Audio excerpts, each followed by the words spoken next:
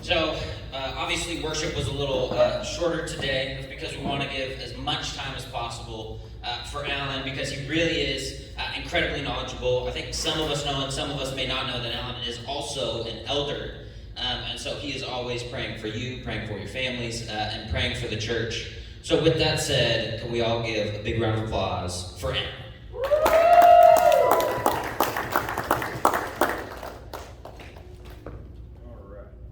Well, first off, Pastor Matthew, thank you for letting me do this. I'm incredibly excited to share what the Lord has been putting on my heart.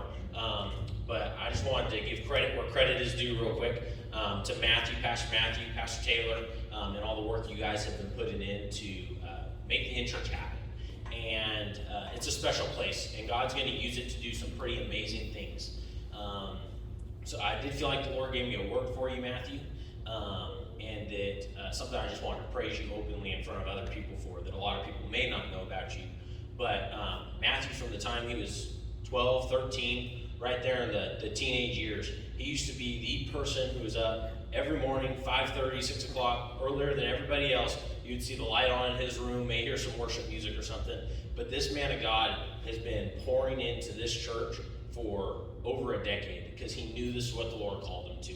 So I want to praise you for that, honor you for that, and tell you you're doing a good job, and everything's about to come to fruition that God has promised. So don't get tired, don't get weary. Still spend those mornings with the Lord, because it's happening. Evidence, we're here. So first wanted to thank you guys for that. Thank you, Matthew. And then really my job here today, I love history, but I want to inspire you guys to get motivated about loving America again. I think that we generally do, but I think sometimes living in America, it's very easy to forget or take for granted all the blessings and the things that we get to enjoy here. That this is not the normal in the world. That we're a very small portion of the world. Now, our gross domestic product and all that blows everyone out of the water. We have more inventions coming out of America than everywhere else in the world combined every single year. There are some pretty amazing statistics and the hard numbers and stuff, and I wish I would have put those together and had time to do that this week, but the building I was working in caught on fire, and I was needed there more this week and had to get those dealt with, so I felt like the Lord said, just inspire. These things are out here. Pretty much everything you hear from me today is completely 100% plagiarized from Wall Builders and David Barton. So if you guys need information on them or anything, wallbuilders.com. They're a phenomenal resource. They have over 100,000 founding era documents, original source documents from the founding era. Very incredible place. I've been to their library. I would strongly encourage you guys to go see their library, see what they have, and get involved with their ministries. They're doing some really amazing stuff to to help people remember why America was founded, why it's important that America stands today, and why we hold to our original biblical values that we were founded on. So my goal is to inspire you guys, to hope that you guys will take this up and do the research, the study, learn about history, learn about what we can do today, and get involved. Too often in the church today, we see people, we see pastors kind of cowering back into the shadows and stuff and not wanting to have a political conversation because separation of church and state, which I hope all of you guys know or will take the time to go and learn. That is not what we're talking about today. But the separation of church and state is a one-way road. It means that the government cannot tell the church what to do. It is not the other way around. The church is supposed to get involved. They were involved.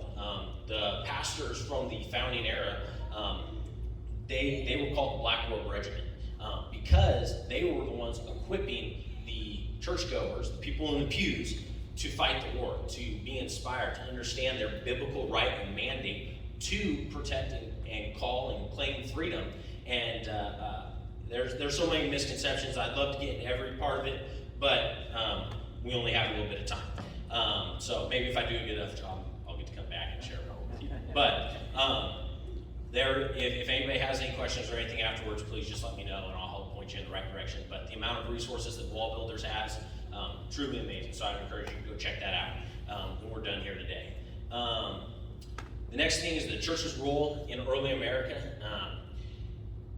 I kind of talked on this a little bit already, but pastors were involved in the social issues. It wasn't just show up and hear something great about something Jesus said and go home. But they went, what was in the news on Wednesday and Thursday? Okay, I'm going to talk about that on Sunday. Abortion's in the news? Great, we're going to talk about that on Sunday. We're going to give people the ammo and the Bible verses and what they need in order to be able to have a good, strong conviction on it from a biblical standpoint and to be able to share and make a difference in the world. The founding fathers were average Joes. Some of them were farmers. Some of them were wealthy. Some of them were dirt poor. There were founding fathers who the community said, that's the man we want to go represent us, and he couldn't afford a suit. So the community bought him a horse and a suit so that he could just make it to Congress to start the Constitution and things like that, to get there to represent them well, because that's who best represented them. That's who they voted, the people that represented them well. And that's the beauty of America. We have a representative government. Now, we can get into all the conspiracy theories and everything that's going wrong in America and the government today, and the voting system and term limits and all that stuff. But at the end of the day, the system works if we work the system. You have to know how the system works, which would require you guys spending time on your own to learn about the Constitution, to learn about your state's Constitution, and learn how we're supposed to implement these things and get the people we want representing us at the federal government. But it starts with the church, and that's what I'm so excited about with the in-church, is that Matthew has a heart for dealing with the hard topics. He's not running away from them. That was our first elders meeting. All of us sat down and said, if we're going to do this, we're going to address the hard topics. We're not going to shy away when mask mandates come up. We're not going to shut our church down, because that is not biblical. It was not within the Constitution. We're going to keep doors open, whatever we have to do. Now, we also believe in free market and private entity and being able to do what you want. So, schools, obviously, if they tell us we can't meet, that's okay. We're going to find somewhere else we're going to meet. And that's what I love. We talked about all those things we said. We're not going to allow the government to dictate the way that the church is run. It's unacceptable. It's in our Constitution. We have that protected right. But more so than that, it's something that God called for. God said you to meet, to get with each other, to gather together, and not to forsake it. And it's important. It's more important than we realize. So, on with that, the Pilgrims, I want to talk about the free market and why it makes such a big difference in America. The Pilgrims, when they came here, they landed in Plymouth. For the first couple of years, they had a very socialist mentality of everybody come together, everybody get the food, everybody do it together, and then we'll distribute evenly amongst us, and that way everybody's taken care of, we all come together. Well, there's a few problems with that. They found out quickly, one, people get sick and die, and you have less workers. People weren't very motivated to work because they were getting the same reward no matter how much work they did do. And so they, a couple years into it, somebody finally came up with the idea of a trade system, free market. You make the corn, you do this, you do that, and then we're just going to trade between ourselves. And that was our first example of the free market in America. And it worked beautifully. They began expanding and growing, and were able to produce profits and sell to other places and begin trade routes, all kinds of stuff that allowed us to become the nation that we are today. It's very interesting. The book, The American Story from David Barton and Tim Barton, it goes deep into this and explains all the differences. I would highly encourage you to read it. It's phenomenal. The important thing about the free market is that it motivates, it incentivizes you to be a better servant. When you look at the free market, it's very unique compared to the rest of the world, because the free market will reward you for helping others, for serving others. And that's what the Bible calls us to do, to serve others, right? If I come and I replace gutters on Matthew's house, then he's going to compensate me for that. And then maybe I need Matthew to give a speech at a rally or something like that, or at a team event or something, and now I can compensate him for that, because that's what God's gifted him in. So it gives you the opportunity to use the gifts that God has given you, be compensated, earn a living, and help others at the same time. And too often we think, oh, you're getting paid for it, you're not blessing or serving others. You absolutely are. You're absolutely serving others, even if you're getting paid for it. So that's an important part of it. It incentivizes creativity. The free market incentivizes creativity. If You come up with a great idea that saves other people time, resources, energy. You sell that idea, and now you get compensated for that. What a great idea. You get rewarded for thinking outside the box, for creating a new idea, a new system, a new process for fixing a problem, for taking care of somebody else, making somebody else's life easier. Rewards hard work and diligence. Even if you just do something that's been going on forever. Electricians, plumbers, fixing cars, whatever it might be. If you work hard and you're diligent, people get that. You get rewarded over somebody else who maybe doesn't have those good characteristics, those good qualities and stuff. It rewards those who do a good job. And the free market will take care of any imperfections in the system. If somebody gets a bad reputation, then people get the word out there and they don't make as much money, and then it's, okay, maybe it's not worth me being in business for myself. Maybe I should go work for somebody else because I can't do the whole picture. So it incentivizes creativity, it rewards hard work and diligence, it keeps needs affordable and wants attainable. It's an incredible thing that you're able to go and work hard, and needs, there's competition, so it makes it so you're not paying outrageous stuff for simple jobs. There's competition, you can shop it around and whatnot, but also your wants. Your wants are attainable because now you know, I have to work this hard, I have to do this, I have to help this many people, and I can get what I want, but your needs are still attainable. Provides unlimited opportunity to earn income. The more people you help, the more money you make. That is the beauty of a free market system. It gives you the opportunity. The more people you help, the more people you serve, the more money you can make. And I hear people talk about people like Jeff Bezos and Mark Zuckerberg and all these, elite and regardless of their politics and the things that they do and whatnot, they help people. They really do. Now, you can argue maybe Mark Zuckerberg's hurt a lot of people too, but he's also helped a lot of people. Look at all the people that have reconnected because of Facebook. I'm not a huge fan of Facebook, but look at all the people, all the good that can come from it. Bad can come from it too, but that's everything in life. Look at Amazon. I'm able to get products delivered to my door within 24 hours. I absolutely love it. We make a joke about it that I put Jeff Bezos' kids through college, but I mean, seriously, it is amazing that he's able to come up with this idea, that he's able to provide a service that benefits so many people around the world. How amazing is it that we have a system that he is able to influence, impact, help, and serve people around the world? Not to mention the thousands and thousands of employees that he has and provides jobs for. All because his idea, and he sought it out, he worked hard for it. So yeah, he gets rewarded for it.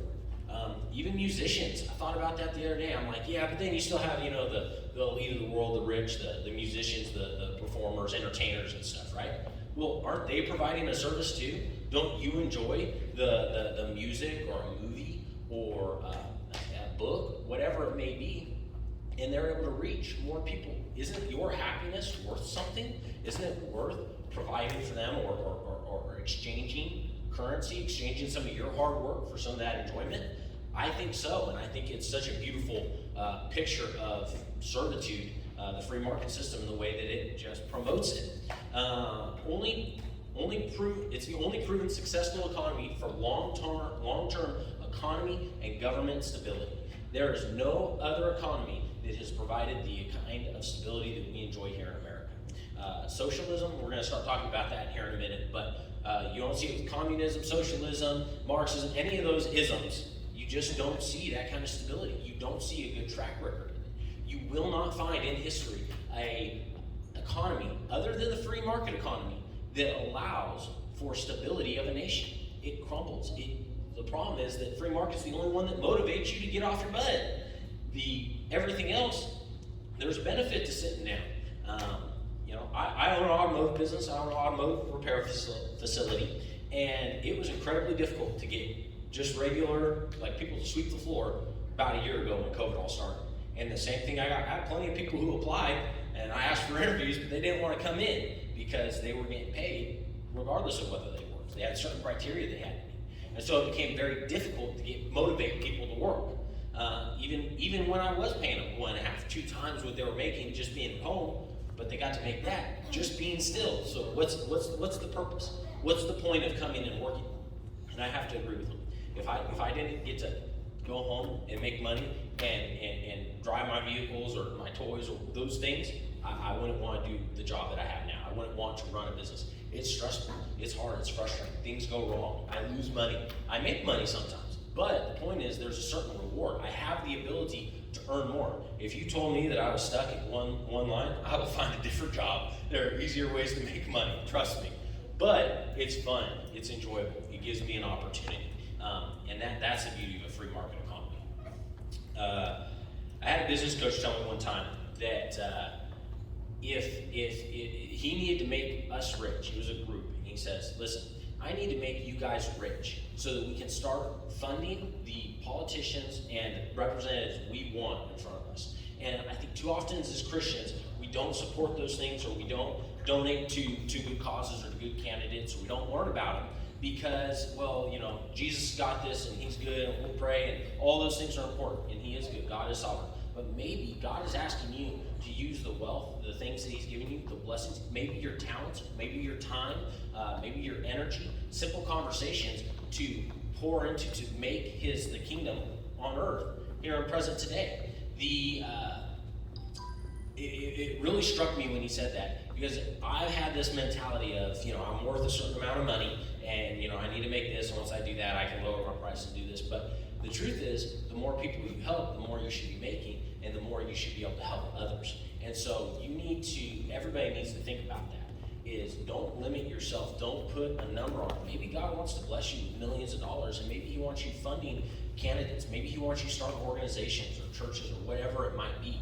And you need to be able to accept that as a blessing from the Lord and understand that money is nothing to God.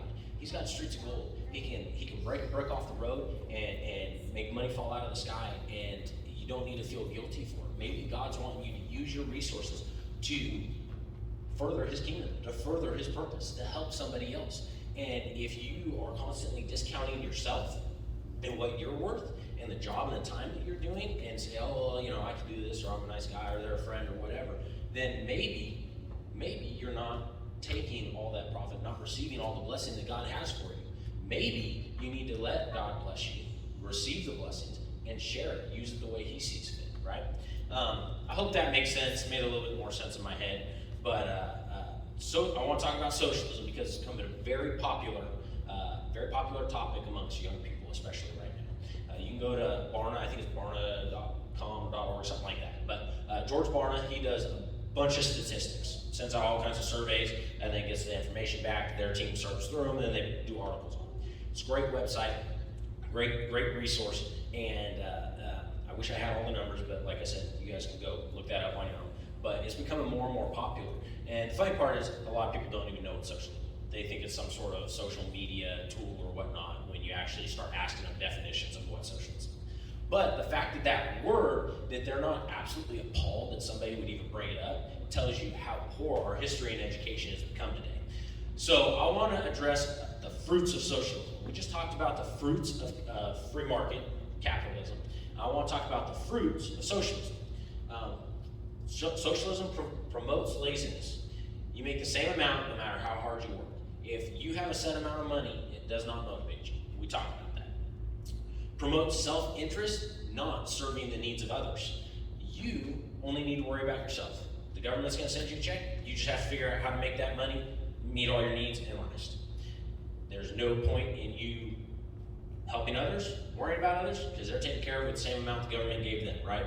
So everybody's taken care of. You don't need to worry about anybody else's needs. It's all just about you and what you can get. Medical care is free. That is a fruit of socialism. You will probably be dead before you can receive that medical care with how long it takes to get it, because there's nobody motivated to work harder, to get smarter, to study, to learn, to test, to try new things. There's no financial reward for it in a socialist market. Total decay of public trust in government. Absolute power corrupts. Absolutely. If you have the hierarchy, the socialists, the leaders of the country, they get to control all the money, then why would they not give themselves a little bit? Oh, I'm only taking $1 away from everybody else, and I get $500 million. Well, that doesn't seem like that big a deal to take $1, but from everybody else, so you can have that. But when you're all powerful, those temptations make it easier. about socialism, but I'm going to move on a little bit. Democratic socialism is a new term that they're using, and I want to address this because the enemy is so cunning in his tactics to bring up things. The Bible says there's nothing new under the sun. That's Ecclesiastes 1:9. Nothing new under the sun. It's all been done before. It's all been tried before. If you just learn from history, then you will be able to see where things have worked and where things have failed. Luckily, and thank God, our founders were smart enough to do some research, do some studying on history, and find out and pay attention to the things that worked in governments and that didn't work in governments, and when things changed. It's a joke. Democratic socialism is an oxymoron. To say that we're going to vote for how everybody else's life is controlled is absurd. If we want to vote on how things should be done and whatnot, the Republican form of government that we have is wonderful. We send representatives in our place. Democratic socialism is a way that the enemy is trying to bring back socialism. He's trying to use words that sound good, sound pretty, get people an emotional response, but that actually doesn't change what they're trying to do at all. It's the exact same thing. And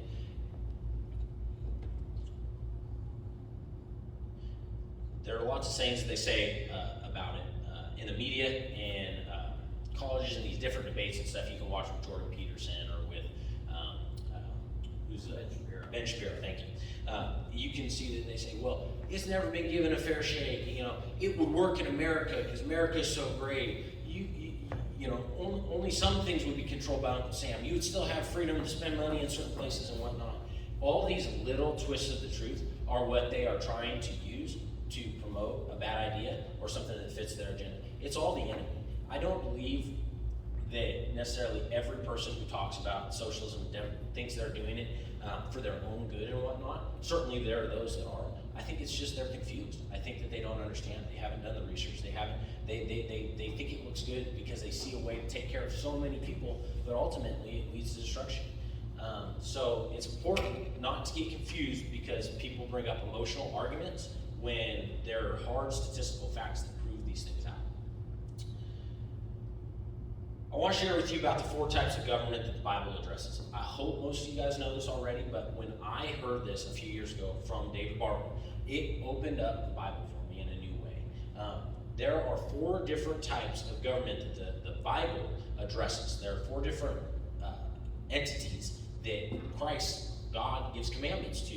And if we can understand that, when you're reading the Bible, some of these discrepancies that people talk about start to make a lot more sense. You have to know who you're talking to and read things in context. So the 4 types of governments that the Bible addresses are the church government, how a church should run, operate, and the things they should do. Some of the things that God gives jurisdiction to the churches for is social programs, social help.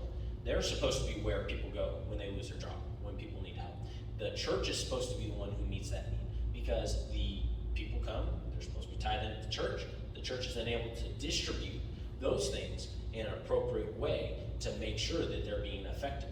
I didn't have this in my notes, but while I'm thinking about it, I forget which university it was. I think it was one of the Ivy Leagues.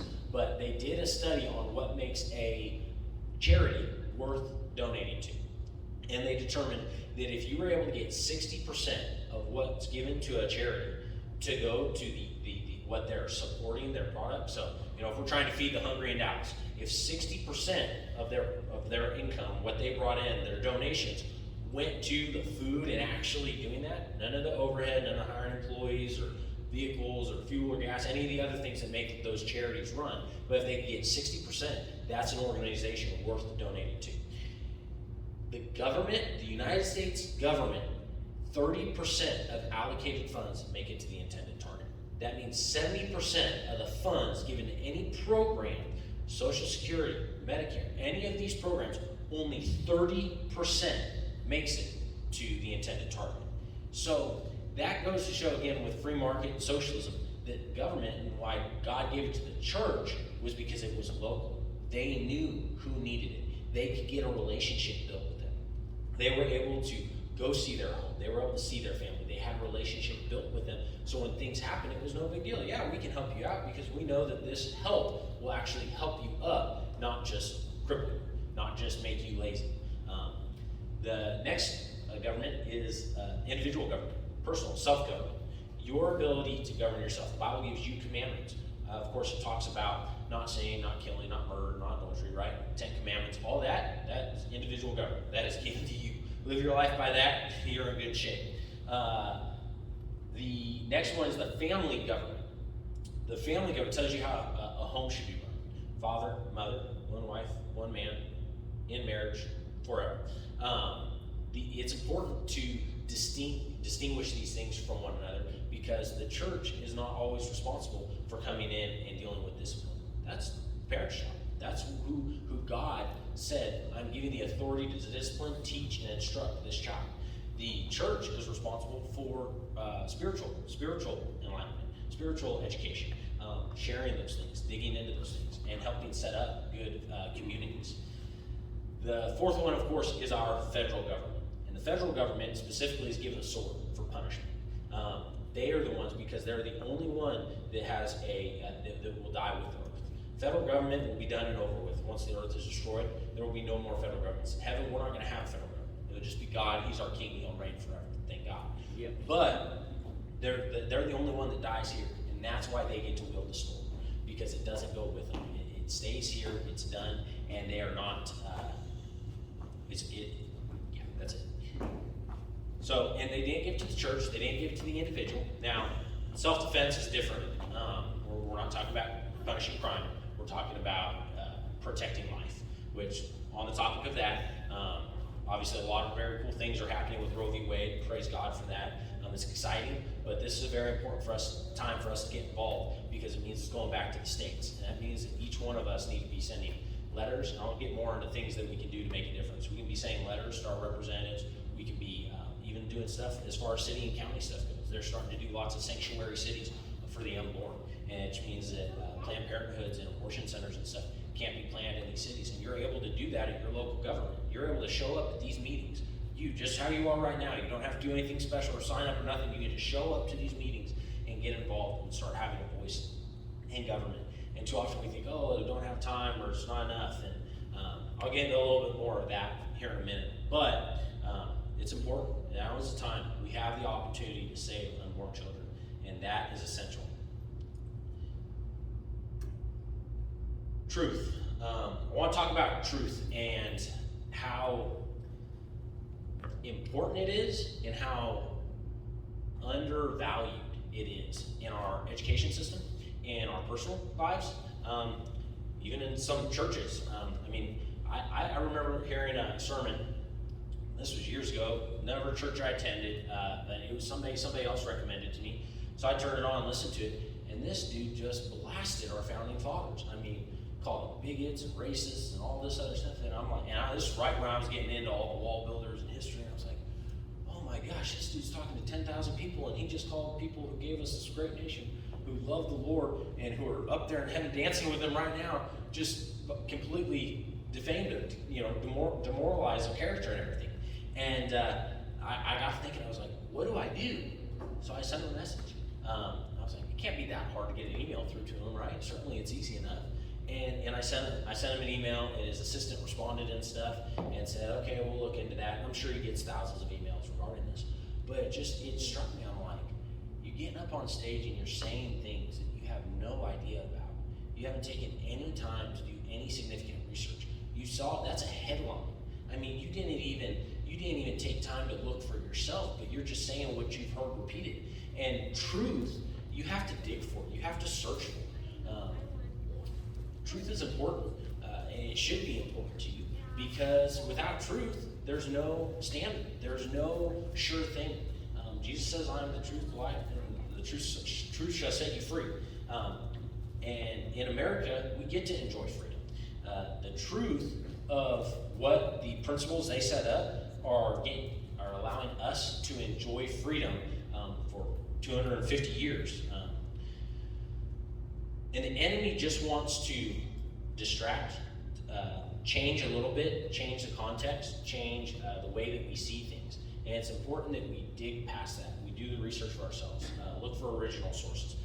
Don't just take the first thing we hear as true, but dig into it.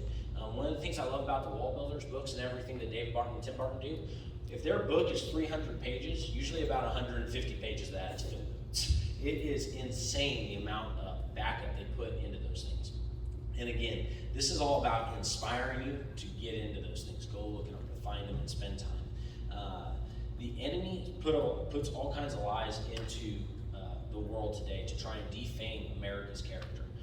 One of the biggest ones to me that it just drives me nuts is the issue of slavery. Do you know that America is the only country to ever fight a war to end slavery?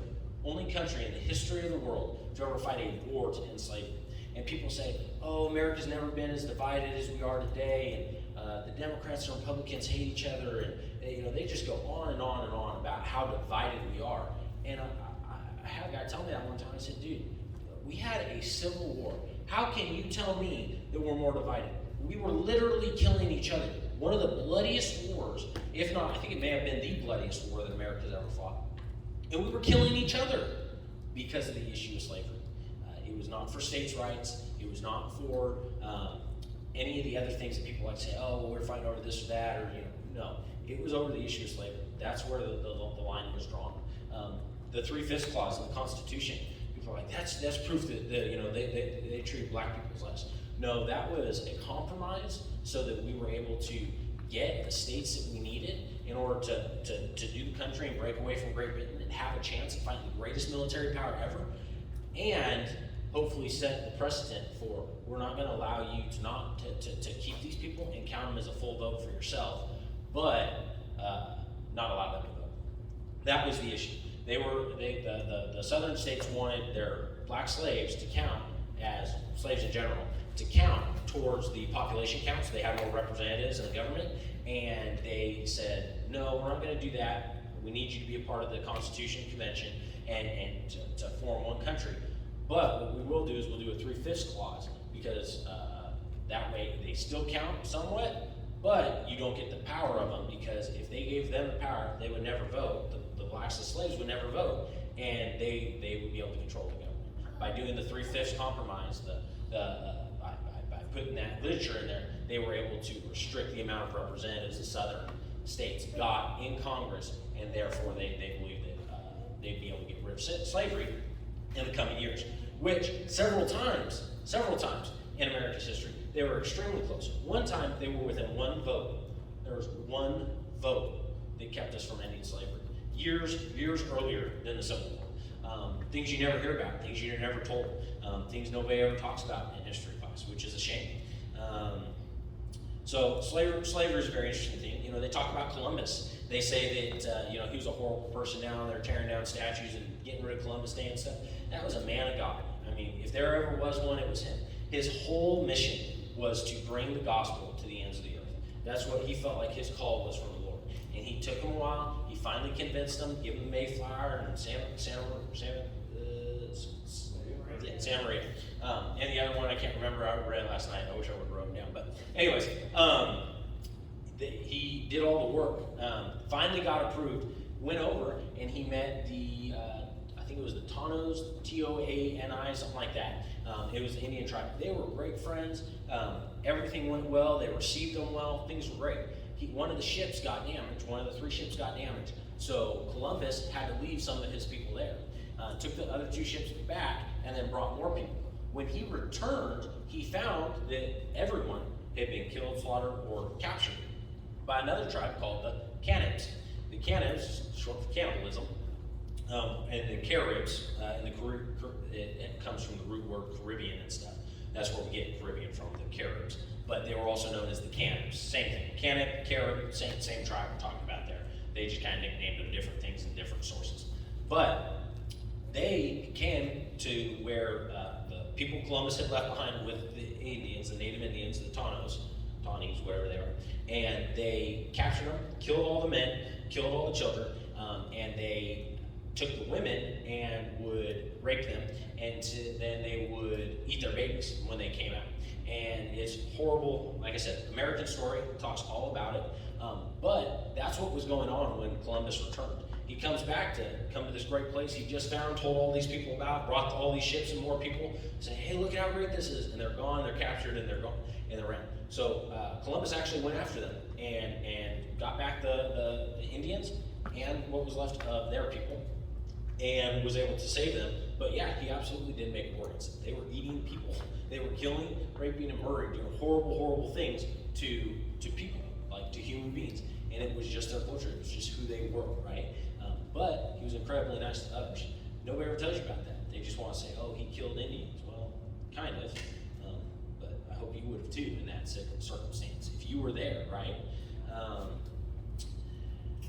And back to the topics of slavery. Today, slavery still exists. Slavery is all around the world. There's sex slave camps, there's just labor slaves, there's all kinds of slavery going around the world still today. And people don't give credit to that. You want to come and talk to me about making, reparations for reparations for what happened back in early America? First, let's get rid of the problem that still exists today. Slavery and sex slavery in other parts of the world, other parts of the country, even in parts of the country, these things still happen. Let's deal with that before we start talking about fixing things from 200 years ago, 100 years ago. It seems like a waste of time to talk about that when the issue you're so upset about is still going on today and you're doing nothing about it. Stop telling me that you're owed something when somebody else is suffering what you claim you suffered.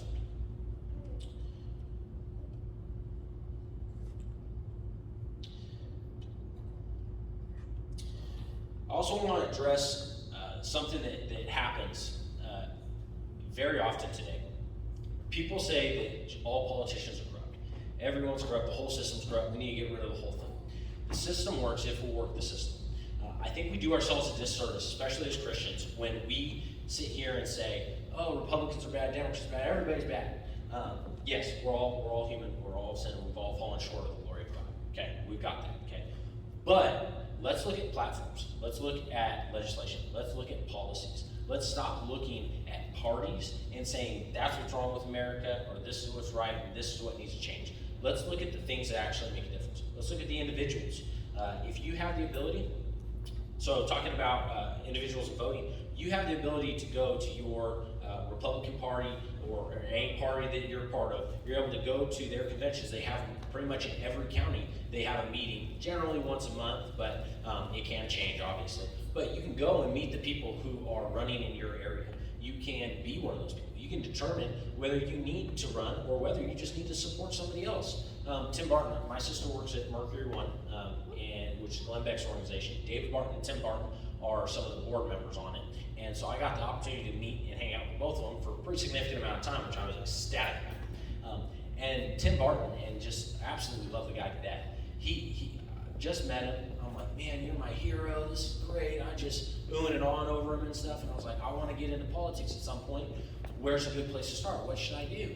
And he goes, well, this is what you can do. And kind of lays it out and says, you can go to your school board meeting. You can do this. You can do this. You can go to your party's meeting once a month or whatever. He said, these are all things you can do to get involved. I said, okay.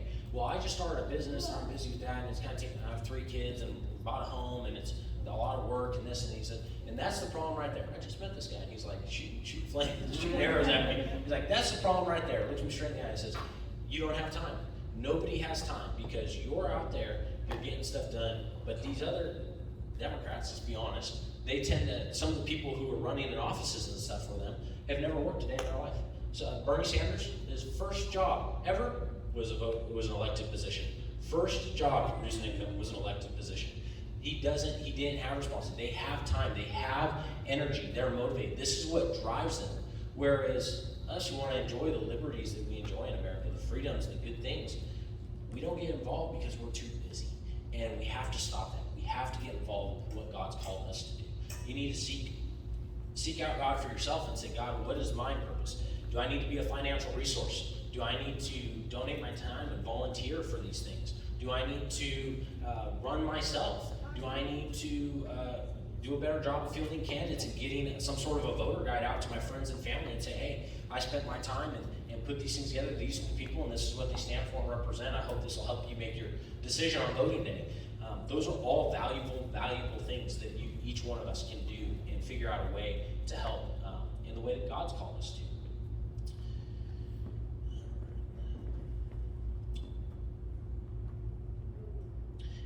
Back to the platforms and policies and whatnot, it's all out there if you'll take the time to read it, if you'll take the time to research and study it. If you go look at the Democrat platform or the Republican platform, there's only one of those that lines up with the Word of God.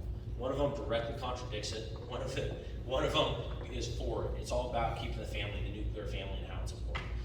Democrats have right on their platform how they want to give pro-choice the ability and think that it's a right and whatnot.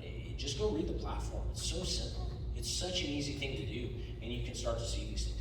And churches don't want to talk about it from the platform.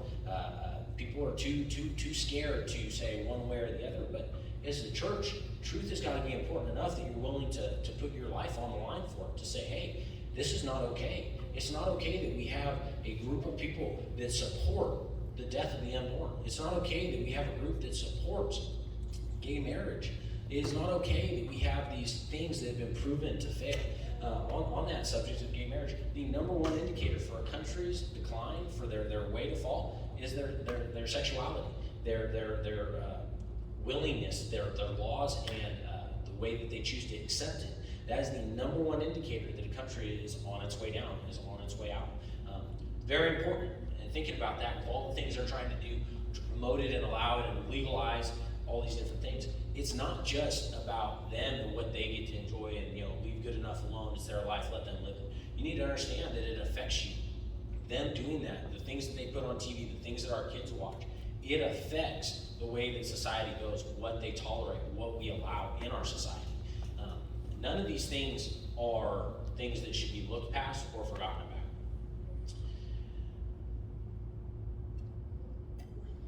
As Christians, we need to stop doing these wandering generalities. We need to start talking about meaningful specifics. Christians like to say, kind of play these games or talk slightly about these political things, but don't want to rub anybody the wrong way or frustrate or ruffle feathers. But we need to be bold. We need to be truthful and honest about the things that are happening.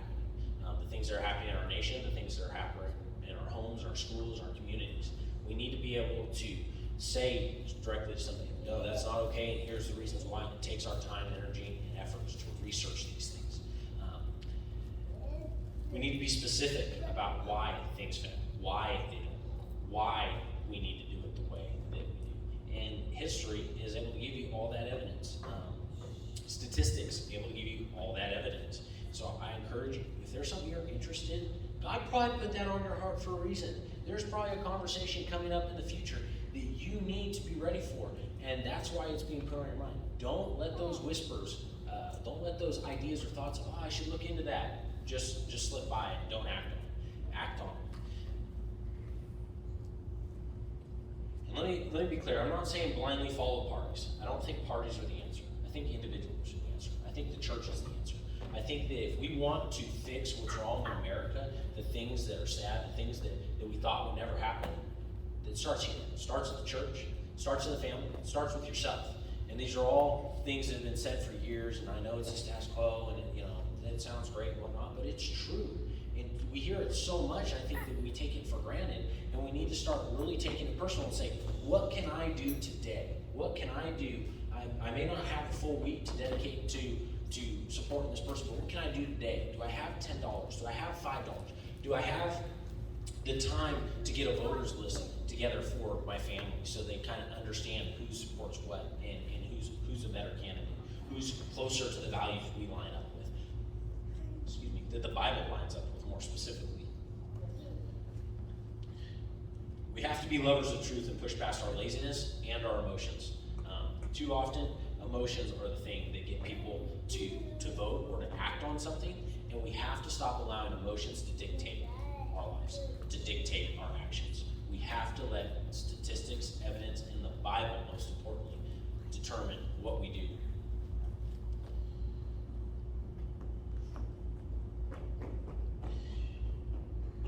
So some of the fun facts that I will share with you about truth and why and how you can make a difference even just being one person. I'm wrapping up with this. Only 8%. I've seen stuff as high as 13, but the most accurate thing, most convincing thing I saw was 8%. 8% of Americans during the founding era ever picked up arms to fight the British. The British were the greatest, the strongest, most amazing military in the history of the world at that time. There was no chance that a bunch of farmers, untrained farmers, could beat them. But God had a plan. He saw what the Pilgrims did that day on the boat, Mayflower Compact, before they ever got off. And another important thing on that is a lot of history books and stuff in schools today eliminate certain portions of the Mayflower Compact. But in it, it specifically states that this is to further the gospel. We get off to further the gospel. And so much of that is taken out today. But what the Pilgrims did that day, they set out, they wanted a place that they could worship God freely. And that is throughout America's history. That is what we are trying to get the entire time. And isn't it just like God that he would use 8% of a nation to be the biggest, baddest army in all of human history? What an incredible thing. And yet you can go back through all the Wallbush stuff that I've talked about already. You will see miracle after miracle. You'll see times where, America was done. We were out for the count. And for whatever reason, this brilliant military mind decided we're not going to kill them tonight, we'll do it in the morning, which allowed God to roll in a fog, and Washington and all of his troops were able to get away before the military woke up the next morning to go and crush them, which ultimately, a few months later, we ended up getting our freedom and winning the war and being able to become a nation ourselves. And that was a significant thing. Only 8% of everybody who lived in America. Not even, I think it was 48% of everybody in America didn't even support the American cause, which is amazing. And look at all the benefits we receive from it today. God's been using America since the founding to further his gospel and to bless the world. We're the #1 sought after place to move to. There's a reason why people want to be here. Even in the crazy time of this world now, with COVID and everything else going on, we are still the #1 place people go. I want my family there. They're willing to give up everything so that their children can get there, which is important, and it's a special thing. And we need to remember that here in America, we get to enjoy a lot of things that not everyone else gets to enjoy. We need to be grateful for it, but utilize it to help people in the rest of the world. So, with all that being said, I'm going to give you some quick things that you can do to get involved and to make a difference, and hopefully do what God's called you to do. So, school board meetings, very easy. If you pay taxes, you're welcome to the school board meetings. It's not that hard. You can go to it, sit down, listen, hear what they have to say. It may be awesome, and you may get to just sit there and go, great, everything's going good. You may have a school board meeting that's like, wow, I really need to get involved. You can go to the party meetings and stuff. Figure out who's running in local offices. Do you need to run against them? Are they a bad candidate? Do they have bad moral, bad standards? Or can you just support them? And most importantly, you need to pray. Prayer is the #1 thing. You want to talk about the reason why the America came to be the way that it was? Prayer. It's all throughout the history. George Washington, that famous picture of him kneeling down and praying, that happened multiple times. Multiple times they found people would walk in and record, write down that they found George Washington praying. And that says something. He would spend that much time in prayer. He would pray all the time and look at the benefits of it. We need to think about the things we're watching and doing as well. The YouTube, TV, social media, all those different things, they can be used as a distraction or a tool. They're awesome. You can learn amazing things through YouTube and the internet. It's just, you can have a master's degree in anything you want. You may not be able to get the degree, but the internet's a valuable tool. But it can be used for bad too. I want to bring that up to simply say there's no excuse. We're all without excuse for getting involved, for getting informed about these things. It's out there. The resources are at our fingertips, and each guy do a little bit of research and study, and you'll be able to learn and enjoy and get involved and make a difference. Last thing, this is it. I'm closing. In Private Ryan, at the end of the movie, for those of you who've seen it, he looks at they spent this whole time trying to go and save one boy to get back to his mother because the rest of his boys had died, and the rest of the mother's boys had died before, so they wanted to return her one son. And And at the end of the movie, Tom Hanks looks at the boy as he's dying after being in battle, and all this was given up. So many people died to save this one boy. And he looks at him and he says, earn this. And I hope that those two words ring in everybody's ear.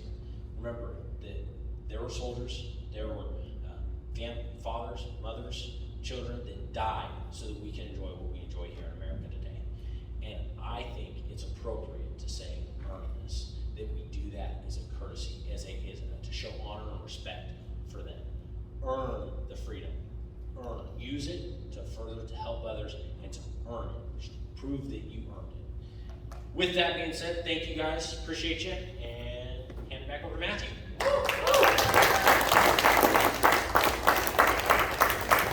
All right. Well, that was awesome, wasn't it? Like really, really, really good, Alan. So thank you very much for doing that. One note, and then we'll jump into testimony time, and then we'll let y'all go. Is something Alan touched on that I just want to repeat to you is the Bible addresses these things. When God created a nation, he gave them laws. And within those laws, he had guidelines that sometimes we tiptoe around, but God made it clear that babies inside of women's tummies were real people, and that if you hit a pregnant woman and she lost the baby, you were to be stoned and killed. And the same goes for the same-sex marriage issues that we're having. And so if God saw it fitting, when he himself established a nation to address issues, shouldn't we all the more? Shouldn't we as the church? Shouldn't we as individuals? And I love what you said about individual responsibility, that you have the ability to make a change, and that you need to take it up and say, no, I will be different. And don't treat this as a guilt thing of where, I feel guilty that I don't, and so I'm not going to move. Take it as conviction, because what conviction comes with is it comes with the drive and the grace from the Lord to make a difference, to take a step. Are y'all with me? Okay, so we're going to pray, and then just really quick, I want to explain what we're doing next is testimony time. It's very, very simple. If God's doing something in your life, we want you to share it, because the word says that we overcome the enemy by the blood of the Lamb, the word of our testimony, and to not live our lives so much as to shrink from death. Now, nobody's holding a gun to us here, but we can share our testimony. So, with that said, I'm going to pray, and then we're going to have a little bit of an open mic ability for you to come and share what the Lord is doing in your life. So, God, we love you, and we thank you for the word that Alan brought, and the fact that we do live in a nation where we can praise you freely, where we have the most effective government of all time, the longest lasting founding documents of all time. And God, most importantly, a place where we can give you the glory that you are due. And so, God, I pray that we would keep that in mind and we would fight to keep those rights and liberties in your mighty name. Amen. All right, so I'm going to drop down here so we're a little bit, more intimate, closer. So again, if the Lord's doing something in your life, it can be simple. It can be, dude, I saw this cereal and the Lord just spoke to me through the cereal. It's happened to me before, I'm not going to lie, where it's just something so dumb. Like, I don't know if any of y'all have ever read any of John Eldridge's books, but one of them is The Beautiful Outlaw, and he talks about this thing he had with the Lord where he would see hearts in just different places, and every time he saw a heart somewhere, it just reminded him of God's love. And one day he's talking to the Lord, and he's out in nature, and he goes, God, I haven't seen a heart recently. And he looks down, and there's this piece of cow poop in the shape of a heart. And he goes, and God just got me. And so I want to encourage you guys that it can be anything. But we want to hear about how God is loving on you. So with that said, if you have something, I would love for you to come on up. And you do have to do it on the mic. It's so that we can record it and share it with everyone. But please come and be a blessing.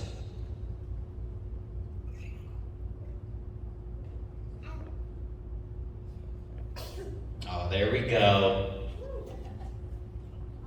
Hello, so if you guys don't know me, I came from Gateway Church, originally from Illinois. I actually have a hard time now. If you guys see, I can look people dead in the eye now. I was born neurodivergent. I was autistic.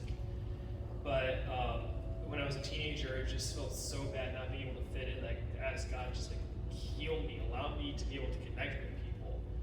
And I realized, it kind of just hit me recently that things have been changing with me. And I realized, started realizing a couple years ago, but it just really kind of deep impacted now, the changes that I have partial eidetic memory. I can hear something or see something years ago, and I can remember precise details, feelings, emotions, and everything like that years and years and years later. that God healed me from the downsides, but He let me keep all the positive attributes. Yeah. So I'm able to think back, and I'm able to even go back through my. I know you said like Facebook wasn't the best thing, but like I would be able to go back and talk with people from Facebook years ago I knew in high school, and be able to say like, hey, you remember when I said this before, and be able to bring things back and come around because I wasn't well worded back then, so I'm able to go back and kind of flush things out and kind of bend some things that God wanted me to talk to people about. So That's awesome. Yeah. Very awesome. Love that. Anyone else? All right, if you have one, you just have to come back next week because we're going to wrap up. So again, thank you, Allen. That was phenomenal. You did an amazing job. So let's give him one more round of applause. I do want to give him credit. It is not easy to stand up there and do that, and you don't know until you've done it, especially with a topic like this where it's very hard to get feedback because it's so deep and so intimate. Like everybody's just kind of like sitting there trying to take it all in, and it's incredibly difficult. So again, he did a fantastic job. That was incredible. I'm going to pray, and then we can go. So God, we love you and we thank you, and just say right now that you are such a good God. We thank you that you did what you always do. You took 8% and you created a wonderful, beautiful nation that blesses the world.